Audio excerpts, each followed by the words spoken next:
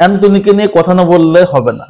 Antony যেন Manchester United থেকে Real বেটিসে আসছে তার মধুচন্দ্রিমা কাটানোর জন্য। 4টা ম্যাচ খেলছে, 3টা man of the match. Oh my god, কি brilliant performance! Salute boss.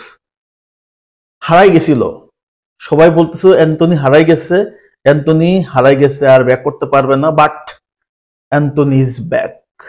Antony is back, অ্যান্টনির skill is back, Antony performance is back. লা লিগাতে আসার পর অনেকে বলতেছিল যে লামিনী আমাদের ভাত মেরে দিবে, আসলে ভাত মারতেছে তো, ভাত মারতেছে তো। গতকালকের ম্যাচে কি করছে দেখছেন না?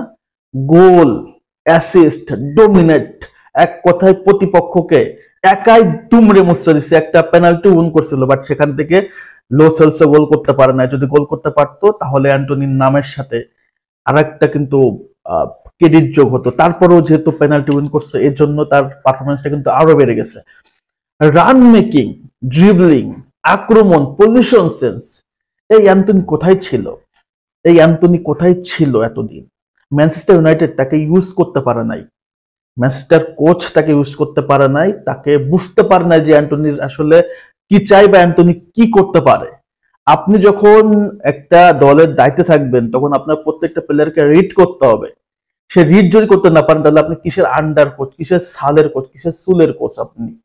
রুবিন আমরিম এবং ওইদিকে টেন হাগ কেউই অ্যান্টনিকে মার্ক করতে পারে না, অ্যান্টনিকে রিড করতে পারে নাই, যেটা করতে পারতেছে রিয়াল বেটিসের কোচ। যার কারণে মানে কি পারফরমেন্স ভাই এটা! গতকালকে ম্যাচ দেখছেন আপনারা? পাগলা করে ফেলছে, পুরো মাঠের ভিতরে পাগলা করে ফেলছে।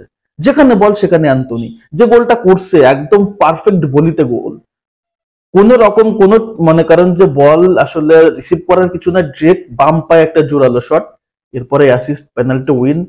বা এর চেয়ে চমৎকার মধুচন্দ্রিমা আর কি হইতে পারে? আমার মনে হয় এই 6টা মাস অ্যান্টনি আসছে সত্যি হানিমুন পিরিয়ড কাটানোর জন্য, এবং এই 6টা মাস তার লাইফের, আমার মনে হয় তার লাইফের সবচেয়ে সেরা যদি কোনো সময় থেকে থাকে এই 6টা মাস। এই 6টা মাস যতটা দুর্দান্ত ভাবে আসলে ডেলিভার করতে পারবে এই রিয়াল বেটিসে, ততটাই আসলে ভালোভাবে আসলে ম্যানচেস্টার ইউনাইটেড অথবা অন্য কোনো ক্লাবের নজরে পড়তে পারে। তবে একটা কথা বলি, সেটা হচ্ছে যে একটা ভালো ব্যাপার, একটা ভালো ব্যাপার হচ্ছে অ্যান্টনির জন্য যে সে অনেক গেম টাইম পাচ্ছে।